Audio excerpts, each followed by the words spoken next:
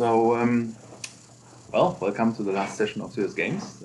Thanks for all of you for two things. Number one, of course, holding the actual presentations. That was the first time we did an experiment, see how it goes. Probably you're not used to that either yet, but you will get to soon. So you have a lot more presentations before your masters, more than bachelors, at least talking about the programming bachelors. I'm not sure. You may have more exposure.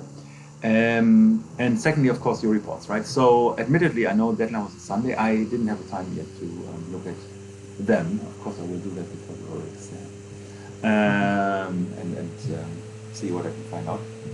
But that's on my to-do list. But this week is a bit more crazy than I anticipated. So in the future, I'll probably do it otherwise. So anyway,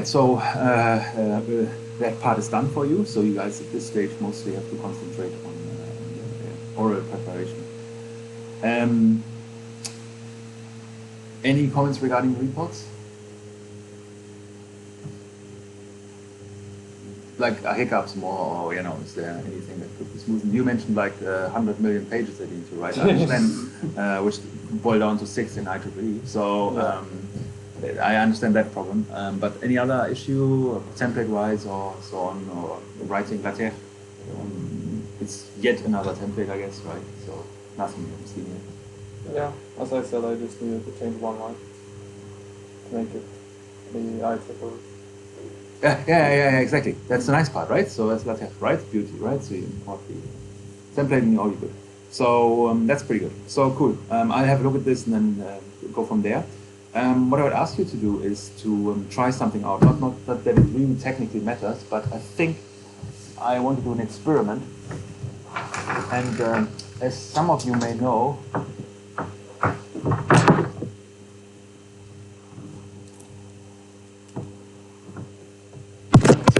doing that in real time.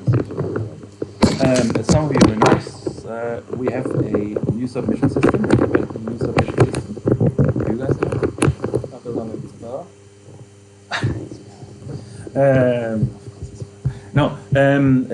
A working one. A new submission system for our specific for our things we do. I think.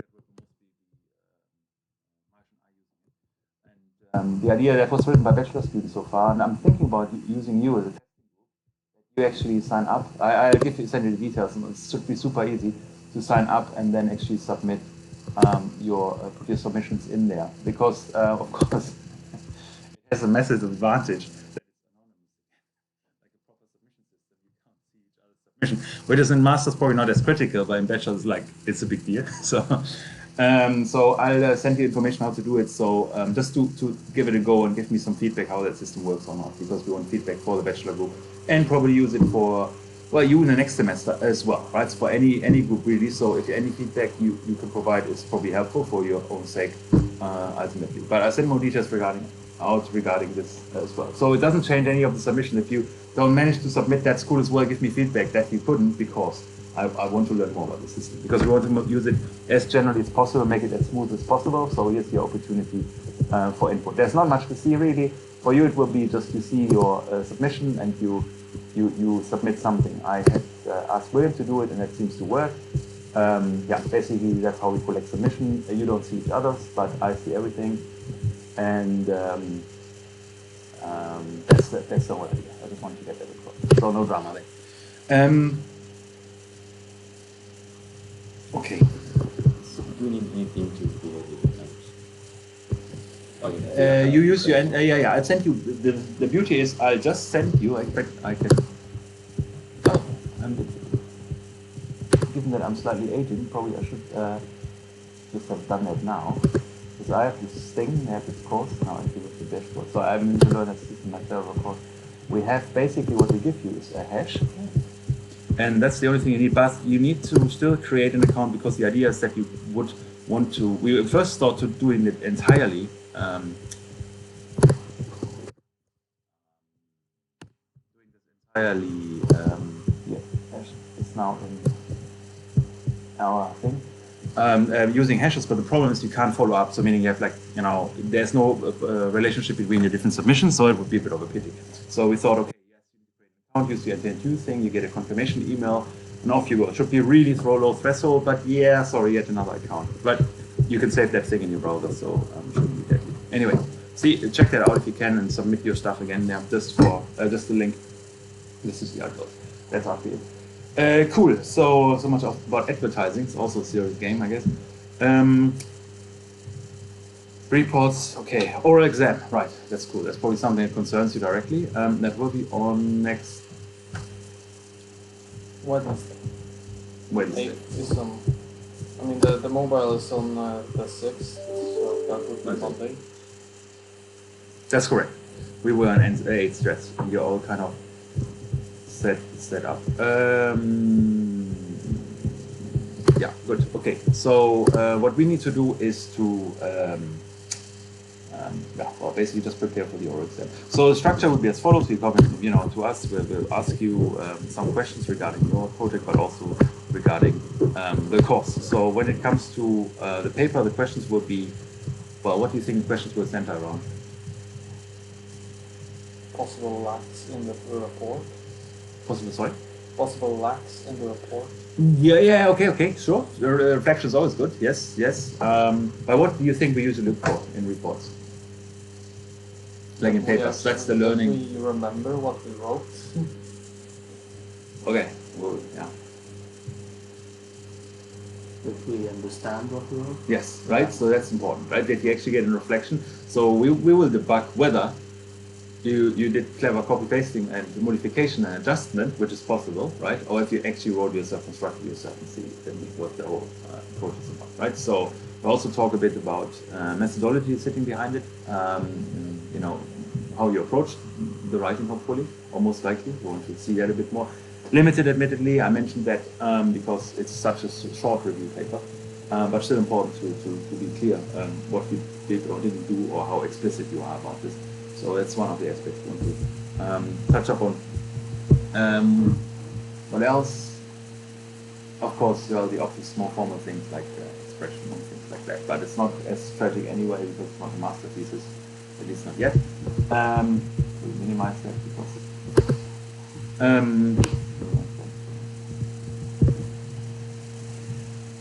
good. So that's the main aspects we ask you there. Then we ask you course-related aspects, and that may extend to lectures or for you, mostly based on the slide set. So we're not asking you to read a report, even though it's a beautiful exercise. We'll keep you busy for the next week, which is also a good idea, but you have other things to do, unfortunately. And again, the point is, the objective of the course is more to raise sensitivity of all the different issues than knowing them by heart, right? We stopped doing learning by heart, but rather learning structure, methods, and things like that. So it's a bit more high level than this. So, but I still ask you to think or reflect on the lectures. I know there's some issues with, for example, your lectures in terms of sound, which is a pity because my camera failed eventually, or sometimes, or not, or whatever. So that's a bit unfair in a way. But on the other hand, it's also unfair for me because, or equally unfair because I wouldn't be able to recollect it either. Based on the streams, yes. So I need to dig up the comments. But I don't think it would be an extent that it would disadvantage anyone specifically in the group right now. But it's something I think we need to work on a bit. So mostly the presentation itself is the kind of relevant bits that we ask you about. And it's not necessarily content specifics and so on, but more like the general gist. Because each of your presentation had, I think, one overriding theme, but also one observation, or at least one major observation that has been made that would be interesting to pick out. Or various observations. I'm just thinking that what along the lines of takeaways from different lectures, kind of messages. Because that's what you want to think about as well. If you give a lecture, for example, what's the overarching theme? Apart from review lectures, but what is the overarching theme? What you want to get the audience away with, right? So sometimes in presentations and conferences, you see final slide and there's the message, the take-home message, basically, that I put on the slide set, and I say, if you remember one thing from my presentation, that's what you're supposed to remember, right? So and that's kind of what the angle should be for the presentations. I didn't make that explicitly clear, but it's also a bit harder with lectures because they are so rather lengthy in comparison to conventional presentations and conferences. In addition to your individual contributions of the course, which are relevant, of course, plus your input, In the beginning, there were a few sessions given by Simon and myself regarding serious games, right? So, which topics were those? Ta-da! Oh, you try. First exam question. Or you have the basic presentation materials. Like Yeah. how this out Yeah, That's another. that's right. And there's nothing else. Third one. Yeah, then we had one. Help. Maybe Oh, Simon? He does do health. I don't do health. Sorry, huh? Exactly, right? The learning, education, whatever, right? Yeah, this right. whole thing, this whole block of pedagogy that we put in, because that's the thing about serious games, right? It's all about facilitating something in a wide sense, right? So, and that generally boils down to learning. Whether it's physical or mental, it's still a learning process. So that was the thing. So I probably asked about some principal concepts there. One of the things, for example, and I can give you some aspects that we talked about. So we talked, for example, about motivational theories. Do you recall? Does anyone recall any of them? One motivational theory. Motivational theory. That was earlier. That was related to psychology more, but it links. You're right. It can link to scaffolding. That's a very good point, actually.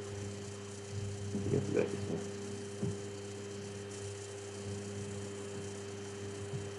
By that, you mean the mechanics you can use to include. Give me an example. Like.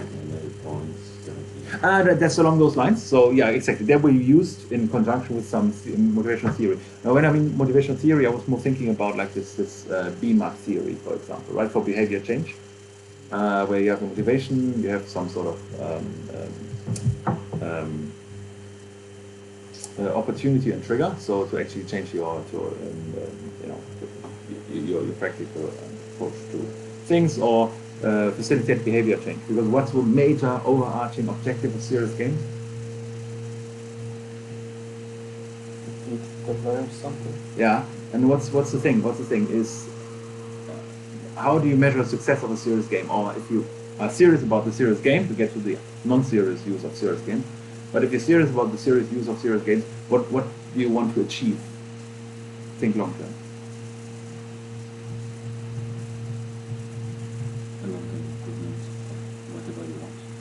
That's right, right? So, and does that only last as long as the serious game lasts? Well, it depends. It depends. But ideally, sorry? Yeah, hopefully. Hopefully not, right? Ideally, it should. Well, the idea is, ideally, especially in, for example, health-related or learning-related, it should be behavioral change or cognitive abilities or development and so on that goes beyond the serious game. That thing is merely a learning facilitator, right? So again, it's on the surface it's a game, but subconsciously it's actually doing something else. It actually facilitates something. So it's a bit of a deception is built into the game, right? So, and what was the main concept? I'll ask that probably for the sixth time now. Alignment. There you go. So next time I just can just say, what is the question? The answer is already known. So alignment, right? What's that about?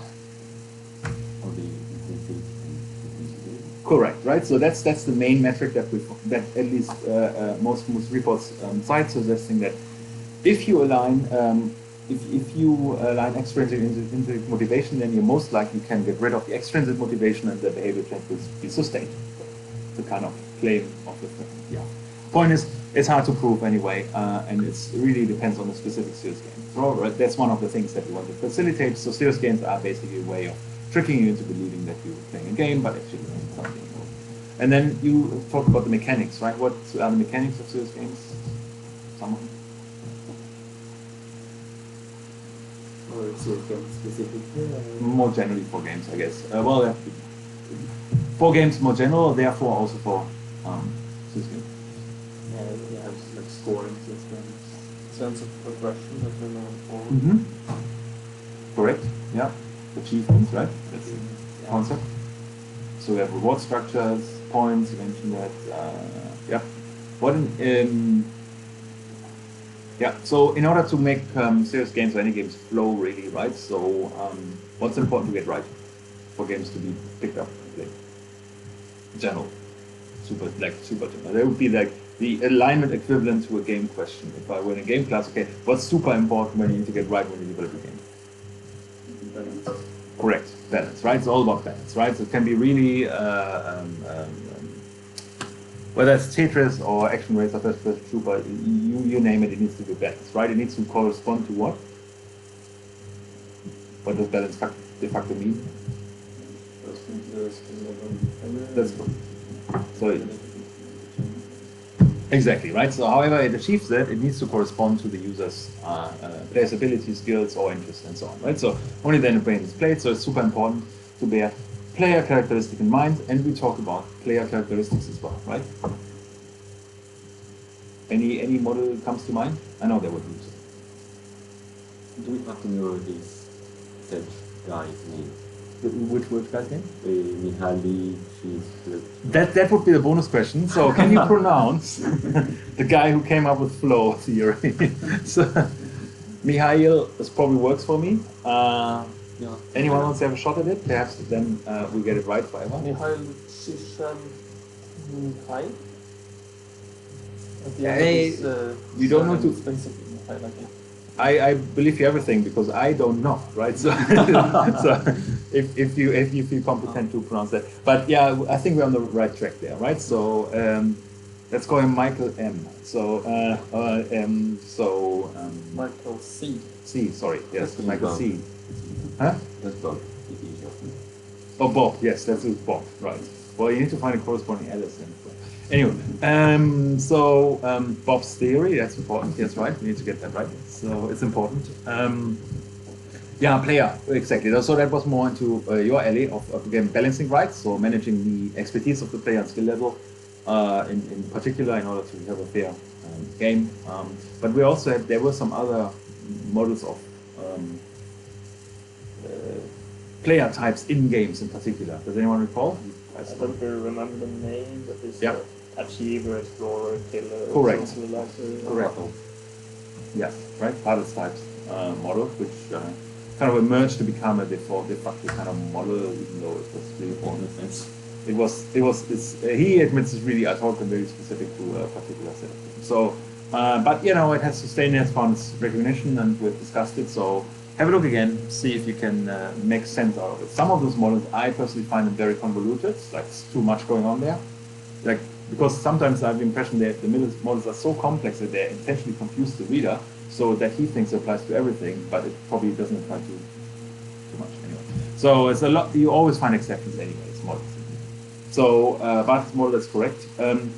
Some psychological model we talked about, also related to personality.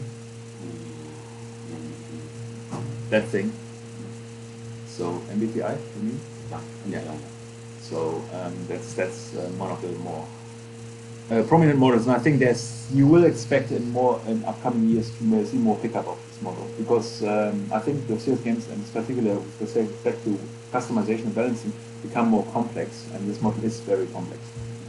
16 different types and combinations, so that's quite a bit to swallow. So, but in the meantime, it seems like that is accommodated. Anyway. Cool, so it's important to get player type right, get balance right, so you could use those models to actually determine, or either determine the player type by having hidden you ask them clever questions and figure out what kind of preference they have, for example, in the first place, or you learn it over time, right, by giving categories. For example, you have a game and you walk them through and basically choose some categories that correspond to, let's say, achievement, explorer, blah, blah, blah, and you can kind of categorize them, you stereotype them, okay, that kind of guy, girl, whatever, and then you can model the progression pathway correspondingly, right? So it's you can think about this as a way of learning, adapting to the player somehow. So bear that in mind as well, in case you're ever in the role of thinking about serious games, that you can actually accommodate the player type automatically or not. So the other aspects we briefly talked about were learning styles. Models? Any models come to mind? Learning styles. Remember the name, but the one Yeah. without this cycle. People are learning by trying theory. Yeah, so Coates model, I believe, that's the name. So it kind of differentiates between how you basically develop an understanding of the world and how you validate it. That's at least how I rationalize it. So on one there's the abstract thinker kind of person, more like a deductive approach to things. Then there's the intuitive person that has more like a feeling of how things work, like to drive a car and get it from there, and how do they substantiate this theory that they developed intuitively? Well, in some sort of what's the empirical mode, right? So you can have two things. One of them observation. Ah, yeah, cool. That actually corresponds to my abstract conception of the world, or from my felt. So basically, I see someone drive a car or ride a car, whatever, right? Most likely. And it kind of matches my intuition as to how a car is driven. Then there's one way of validating in a way, but the other one is, of course, actually doing it yourself, as opposed to just conceptualizing how it would feel if you had it drove a car. So it's that kind of thing. That's a very complex one. Why is that relevant, that kind of model? Why do we need to think about those models? About this kind of model? Well, if you want to teach something after your game, yeah, the way you have to teach it, and really depend on the person involved. That's correct. It's linked to the personality of the player. That's right. So that's at least the message there, that depending on where you are there again, you different teaching styles appeal to you, right? Group works with specific lectures, book reading with exercises, group work and so on. So different people work in different modes, and or that's at least what the empirical support suggests, that this model nicely corresponds to that, right? Do you know if there have been studies linking the personality models with the learning model? That's an interesting one. With faster. That would be, I don't think it's problematic. You can certainly do that. Yes, there's a strong overlap, but the problem is you will always have outliers, right? So then it becomes I haven't seen explicit work doing this, but I could intuitively immediately see, of course, especially MBTI being linked to Koch's model. I'm just worried about the outliers. So that's the thing. It probably works, actually.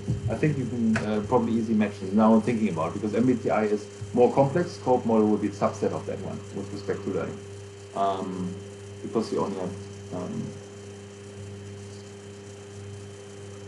2 dimensions in Koch's model, whereas you have 4 dimensions in MBTI. Yeah, cool.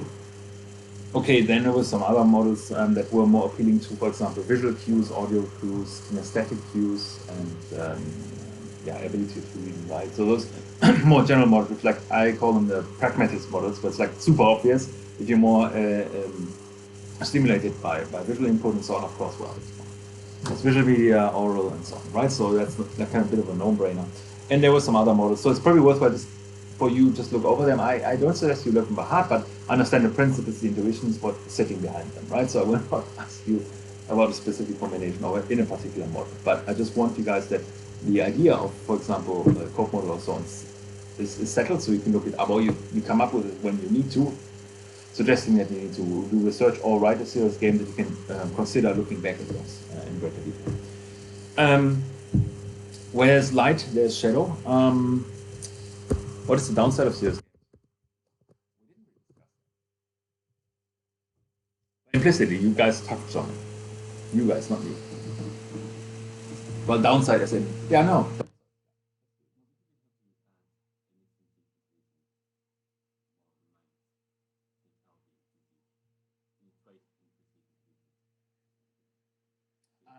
Trace of implicit. Yeah. And the other word implicit. Yeah. To take out the game in my documentation. Perfect. Simon was talking about this as well. So what's the effect then?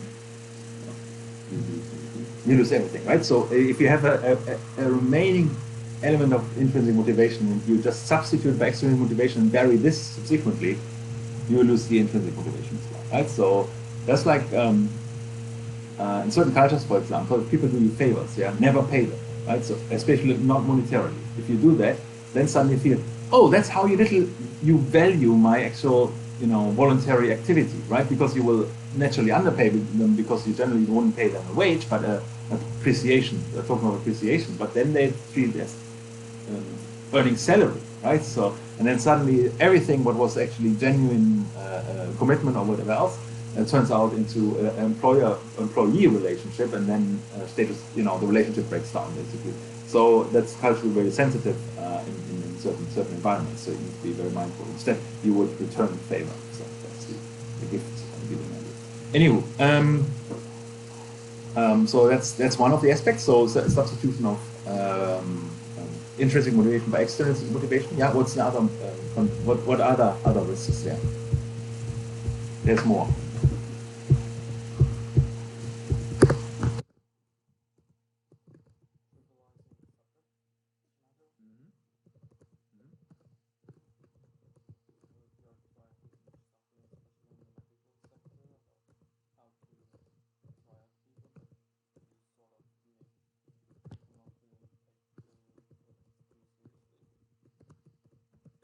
You mean the game or the actual subject?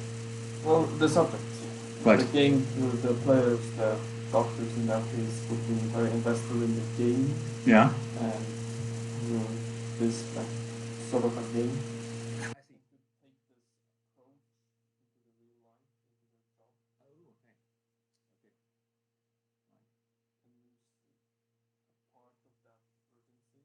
Yeah. People can die if they are fast. That's an interesting concept.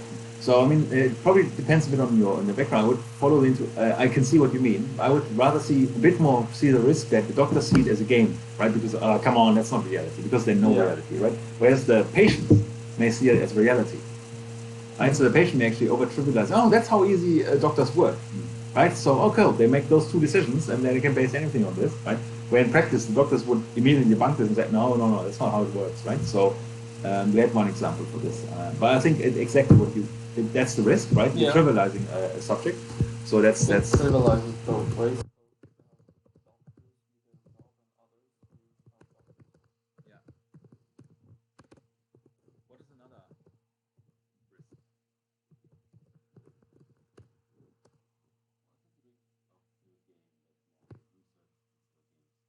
Yeah. I feel like they tend to create the game how they need. Okay. So you're pointing But they more see generally. like 20 people compared to.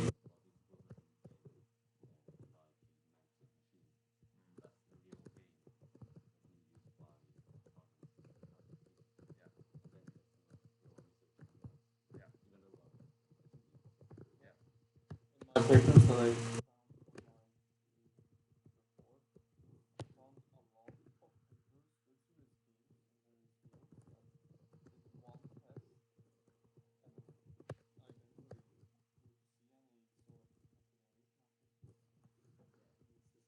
made one game that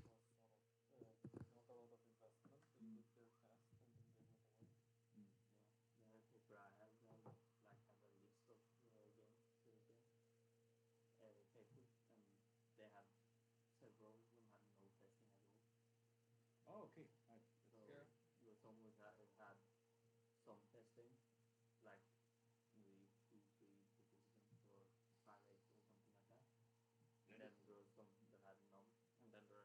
They had like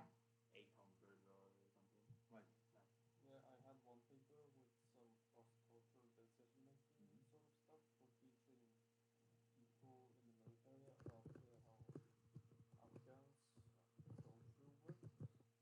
because that's kind of important when you're going there as a soldier. It looked as incredibly interesting as a concept, but then the article cut off right where you get into the testing section. It was just there as a concept. Okay, well, that's a good point. Actually, I understand. So it's more like on the evaluation part of the science side of things, right? Because sometimes now, which I appreciate, you guys have put on your scientific lenses on it, right? So sometimes as a game developer, and I think we need to admit that most of the games probably come from that corner, to some extent. And I think the scientific method is probably less important there, at least the documentation of it, right? So, and I think coming from that tradition, that may be a bit of an issue. But I agree with you that some academics actually try to do serious games and don't test them either. So that is a pity bit, which I would probably expect. So I agree with you. So that's definitely one of the things. Massive undersampling. What other aspects? There was one topic pretty much dedicated to potential deviant use of serious games. Yes, right. So keyword. Genau, yeah, it's exactly. I mean, it's a game which just be affected by propaganda. It's just it's not a problem of the games by No, themselves. that's right. That's right. That's a But there's agreed. other things we discussed. Yeah. Where Ren is serving. Yeah. Here just another. Here's just the runner. I agree with you. So it's a bit of that. But basically the deceitfulness of serious games in having some sort of desired long-term effect, right, is abused to plant propaganda, for example, because it's not like in your face, but it's like you learn it while doing it. So anytime you learn something, it opens up opportunities for you to learn the wrong thing, of course. So that's one of the things. What's the other app use, let's put it this way, of serious games that you could see? We didn't really talk about this one. We alluded to it very briefly in the first or second section.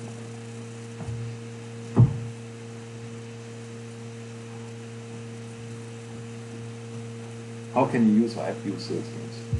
You as a researcher.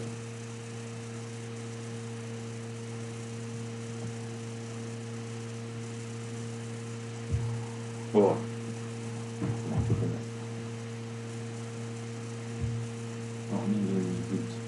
Create your game and give it to users.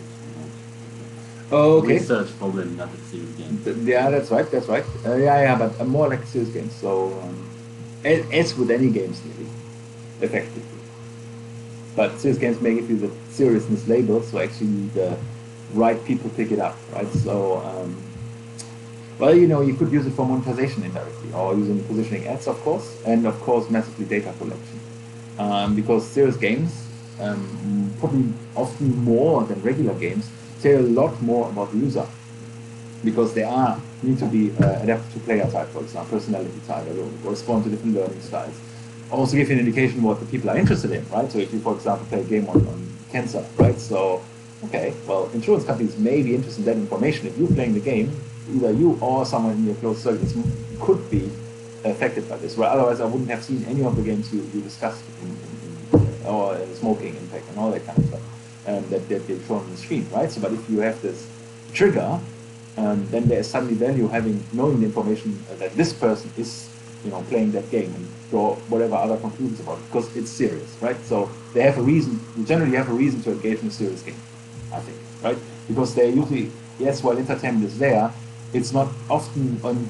We've seen a lot of examples. It's often not as refined as you find in conventional games, which is really for entertainment, right? And people, I think, even though it's playing down the entertainment part, people can still differentiate whether a game is serious or not, right? The boundaries are blurred, sure, but it's still reasonably clear that some games are, okay, the objective here is a learning component, whereas this one is a clearly entertainment game. I don't know, unless you call GTA a serious game, of course, you can consider learning flying, learning car driving. There are some full boundaries, but it's very clear that the entertainment factor is clearly dominating, and the realism of all the other mechanical components can be moderated. I'm not sure if you should claim you have competence in flying a helicopter after playing GTA. So, whereas Microsoft Flight Simulator is a different story, right? So that thing is actually made in mind with potentially being a simulator. So it's important to bear that in mind, that what your actual objective is and what you can do. I mean, data collection is one. Okay. That is anything else we talked about or should have talked about, or that comes to mind? I think there is a very clear divide between the serious games research and possibly development of the commercial side. That a lot of research on serious games, they create their own serious game with the purpose of doing research on it. And that's not how it would work in reality, because in reality, a commercial actor, a company, develop a serious game to sell it to somebody. Yeah, I agree with you. One of the observations that I make when you read those papers, it's totally along your alley, is there's no concern for maintenance, right? So you put this game out there, play it with 50 people, so what, and that's it. Right? So if you want to sustain it, run it, good luck, no one will look after it, whereas a commercial actor has a natural incentive, especially the sell, to maintain a game to a certain standard and ensure that it's playable on sufficiently wide platforms and so on. It's a bit of a pity. It's like you put a serious game out there, you test it quite nicely, and then don't care anymore. Okay, what's the value then? Why? I mean, no one can play it anymore. There's also the side that they create the serious game for the research. Right. So it could be So you think there's a bias? bad research almost because they create the serious game right up into what they want to research Interesting. rather than researching a serious game and how it affects the environment. Mm-hmm. So you're suggesting they're kind of constructing reality to test it, whereas don't really observe the real world, right? So, like they don't observe reality; they create an artificial reality that they then observe, right? If you follow it. That's a very nice idea. So let's come back to you in your master thesis as well, because they will look in how far your method or your results are preconceived, right? If you have a bias, are you naturally biased to only research a particular avenue, or are your research questions leading already to the result, things like this, or are they retrofitted to your actual results? So it kind of fits that kind of pattern quite nicely. So actually, very good point. I agree with you as well. I think it could be compared to the self-driving cars stuff. Okay. I remember looking at this recently, so of course it does get like some companies are using a lot of simulations to train their AIs and stuff, and how this works. And Tesla is training their stuff primarily on the real world data because they have a lot of cars with cameras driving around. So yes, you're training it in a simulation, but would it work in reality? So there is this question. Yeah. But there's also a risk, right? So especially autonomous cars is a tricky one, right? So, but I agree with you. I mean, serious games. What could be though is what we could suggest. That would be what the paper would write, is to suggest that anytime you have a serious game, you do research on it, this thing needs to be public. You, as an actor, need to get a guarantee that this enters real world, because only then can you do serious research on it, right? So use the paper to gain visibility, because you need to think about it. Commercial actor needs money, right? So they get initial funding, right? So they put the game out, hopefully commercialize it, and then you can afford to maintain it. Good stuff. Researchers, they get money for output, right? So they need that output, right? So, and why not having a game, research it to some extent, even in the lab? Then, for example, get your paper, your reward, if you like, as a researcher, and then put it out there and practice, right? So, but by necessity. Otherwise, your sys game should be discarded from discussion because there's no potential long-term impact, right? So that's, I don't know. You need to model. You need to come up with a incentive model that promotes a embedding in reality in a way, right? For car manufacturers, it's an easy one. They're sure they test in the lab, but eventually go out in some weird Nevada desert, right? And once they realize it doesn't run against 5 cacti next to on the roadside, then they're probably exposed to street situations, serious road conditions as well, right? So, but we don't have it in serious games. Yeah. We stop with the simulation, right? So, or like the lab That's experiment. basically the problem with the research.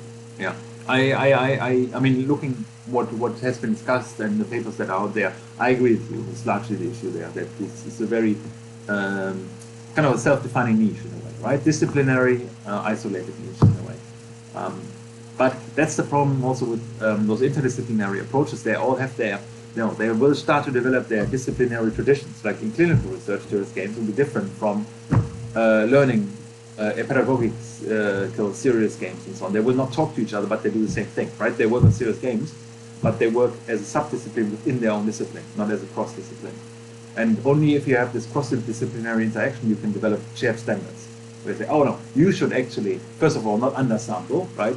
Second of all, test in the real world, not in simulations or in lab experiments, right? And so on, right? Those standards are not there. There's nothing there, right? So everyone does their own home brew. They read serious games and sounds good. Or gamification in word, right? So there's a lot of that. There's also this buzzword effect that you can just, it looks good on the paper, I think, currently. So, well, it was anyway, but I think it's a hype coming big. So yeah, that's a good point regarding serious games, problematic aspects of it. Cool. Good.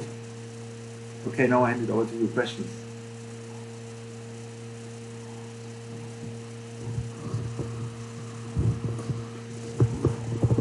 Honestly, we aim to have these like kind of reports, Also, the general pattern, of course, different lectures and so on, different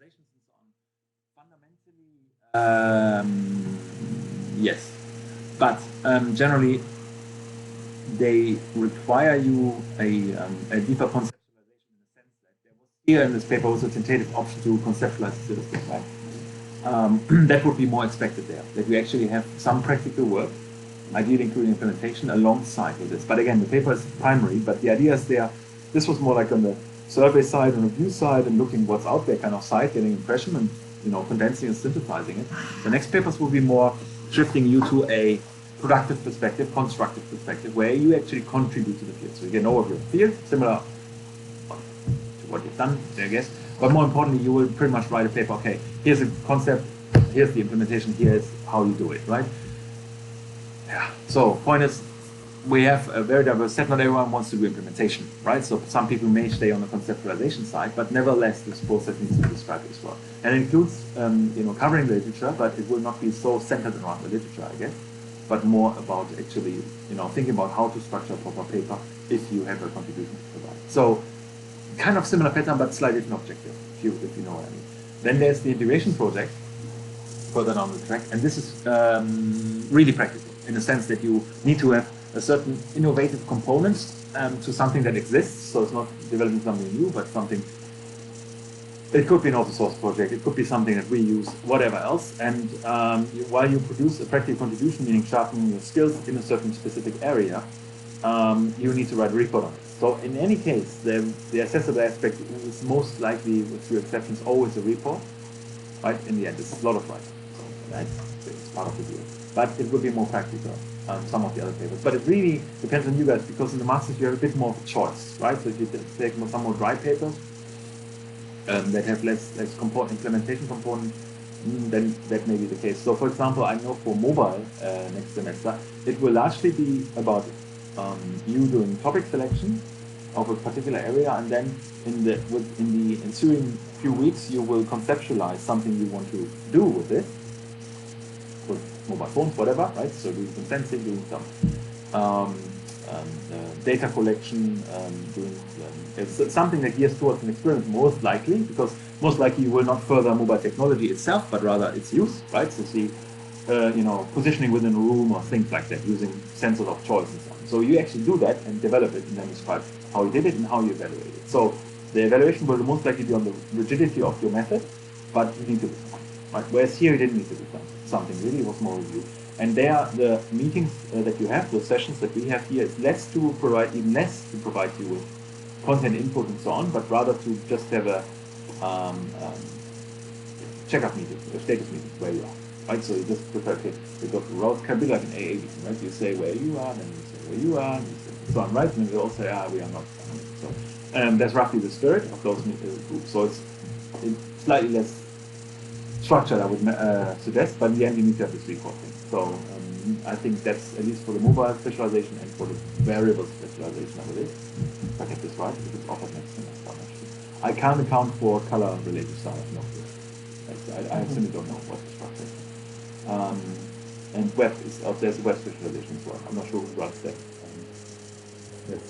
Is there software engineering specialization? I see. That's probably DIPT, is that possible? Or Una? Right. I wouldn't expect much difference there, though. There probably should be along the mobile alley as well. I mean, not in technology, but as in structure, because the structure is largely conceived by Una. Yes, there's an mastermind there. So that would be expected for next semester. The pattern will always be kind of similar. And towards the advanced masters work, again, there will be two parallel papers, which is the one's project work and the other one's project planning. I think, don't quote me, one of them will be to conceptualize the layout of your thesis in the first place. So you basically write a mini thesis, 40 pages, 25, 30 or something, which basically just describes the problem you want to research, and then the advanced project work, you can actually start doing it. So they go alongside a bit. But that's the angle. So it's always involves some sort of evidence. Yeah, that's it. Cool. Does it help? Some input. That's something that people need to be aware of. It's a lot about writing text and getting comfortable with the fact that the evaluation is on some sort of written basis or oral basis. There's oral exams everywhere, of course, but less the classical exams. I don't think there's any of the classical exams. And next semester, well, I haven't found any. I can't account for color again, but I at least for usually it's submissions and oral. So that's the angle. Yeah, cool. Any other questions? So what about these class? Yep. We'll have next year for the other years, like the new master students next year. We will really do the same we did this year. That's the question. So what do you think? That's one of the things I want to do as well. Feedback. Yes, we should. I want feedback because that's trying it out. I mean, it's a new approach. In the past, the setting was as follows, so you can mentally compare what you think is more desirable. You could. In the past, it was you were given a paper, right? So you were paired, given paper. That was the theme at that stage. So, and that would happen a lot. That people would be randomly mixed for papers and need to assume a positive or negative position towards or against the paper. Right? So that was the alternative model. And it's I leave it to you to suggest that one or the other is better to go for it. So, and then there would be no presentation. Well, there would be a presentation of the paper. There would be a presentation of the paper by one of them, if I recall correctly, and then those two are pitched against each other. And the respective other person also has a paper presentation, and then they could be pitched again or put into different combinations. So the same, but different. Depends, right? So there were some presentations that were fairly extensive, right? So here the idea was more to give a session-long presentation, right? Something we did not train anywhere, and I think should be trained. Because sometimes it's a bit more talking about other people's work, whereas in conventional presentations, you're very used to talking about your own work, or will be used to talking about your own work. So that was the difference. So on the presentation part, I was expecting that there was a bit more intensity there compared to the other case. The other presentation case was very, very structured because you know exactly which points you discuss. Premise of the paper, hypothesis, method, evaluation, pros and cons. Right? So basically that's what many of you covered for the specific paper, that bit, not the background bit so much, right? So that was the emphasis there. So you can make that argument. The reason why I like wanted to do this other approach is that I feel it's a bit unfair that I pitch you for or against papers. Why should I? I mean, you know, perhaps you like a paper, perhaps you dislike a paper, so I think you do a better job if you actually do a critical assessment from both perspectives, right? So, because that's what you do if you're a reviewer.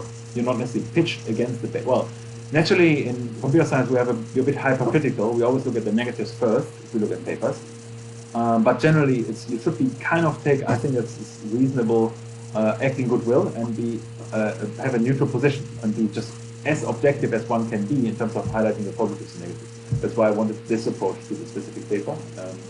For this particular session, but it's time for you to give me feedback. Say, yeah, no, you should try the other one, or that could have been more interesting. Or I'm open for anything really in terms of feedback regarding course structure, process. You know, you like with these way of doing it. It's that every class we do just look at paper, we have things to learn, which means that we learned things about stereo games in this class, and it was very structured.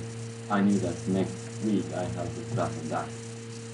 I see. Slightly, right. Compared to the mobile class, right. Actually free. Okay. I went to class, I didn't know if I had class. Right, okay. And I have no idea what to do. Right. Like, but free classes were about security. And I don't care about security. Yeah, the last class in mobile wasn't fun. I don't know how it ties into mobile and wearable, so that's apparently not. But it ties into peer-to-peer technology. That's the metaphor that you mentioned.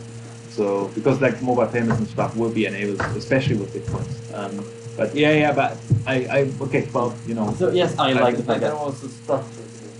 I knew why I We was coming in class. actually had to read the papers. Right. We had to read the content.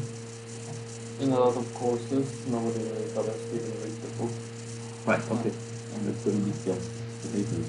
Well, hopefully, one of the thing was also, one of the intent was that you help each other in a way, because by reading the papers and giving meaningful feedback, the presenter, all of you, you know, get something as well, right? So it's not just presenting the presentation, but actually from the feedback, back into the report. That was at least my intent. So it's a giving and taking at the same time. So there's a purpose in reading the paper, but it's also, I want to test on how far you are socially fair to each other, because it's easy for you to just, okay, I did my presentation, done, I'm not longer contributing. And I felt fairly impressed that, everyone's still involved in contributing to the papers, having views and sharing perspectives, which is really cool. Because else you could have it, what ifs, I'm done. Good luck. I will see you for the oral. And then I need to extend this to my remote students as well, particularly William, who was constantly sending some comments, which and that's on me, attended too late to, but actually sent me, hey, regarding this paper or this lecture, please inject this. In most cases, we covered this content, but in some cases, we may have neglected it. So that's on me. I need to get better with the whole electronic thing, the computer science stuff. Well, One way of doing that is to actually have them in the chat, like on voice. Yeah. The thing about the voice, I agree with you. There you go. I'm just checking, especially since we're on it now. Fantastic post. That's right. I could do that more. But don't we have feedback issues then, potentially? If they have the mic on, right? Yes. But if they're only listening, it could work.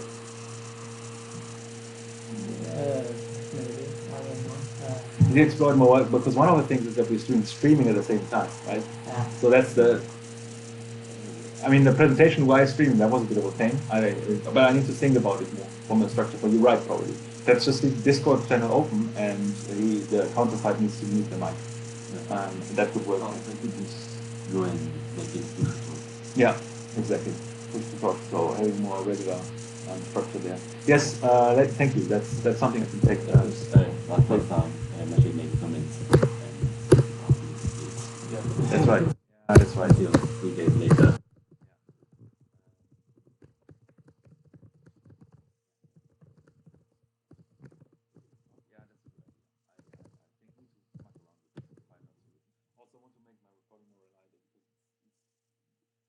Relative importance in the course already, right? So because you rely on it, was quite clear on it to some extent, and I think you should, because that's the nice thing. You should have a change chances for remote students.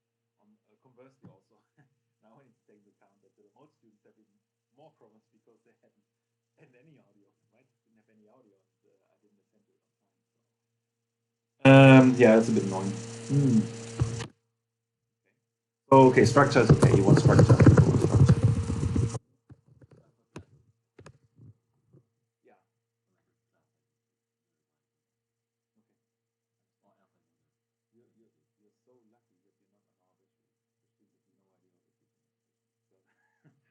But it's always, at least it's coherent. But we are kind of really agile, but it's always related to the subject. Well, even if it's a jargon, Yeah.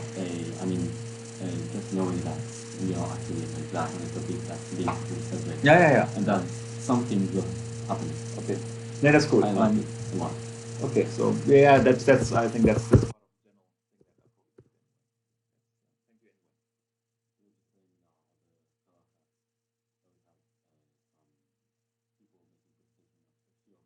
the general thing that I probably did.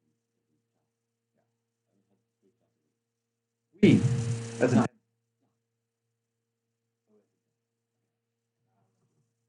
yeah, it's too much. No, Well, it depends on how many people you get next year. that's right. I have more than 3. That's perfectly this right. time it worked out just fine with Yeah. 1 lecture a week, but if you had any more people, Yeah. you would have to have at least 1 week for presentation. Yeah, but I could adjust this. So, from a scalability point of view, I mean, I could also, in worst case, fall back to the old approach, right? So then I have 2 people per week, basically,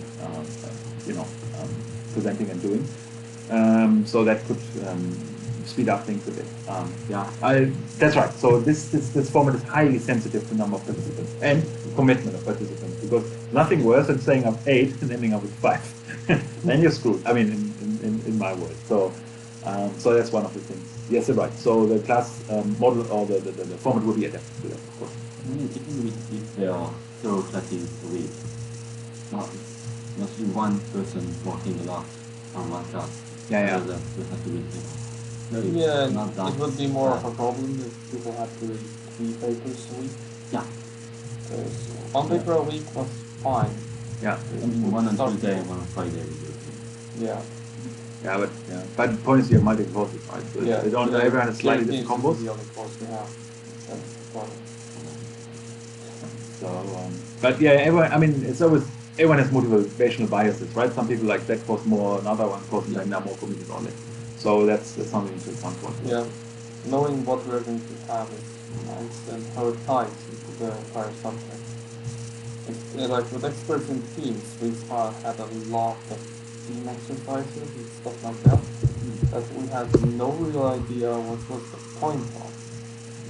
But it later just turned out that the entire point of the course was to have us do those exercises.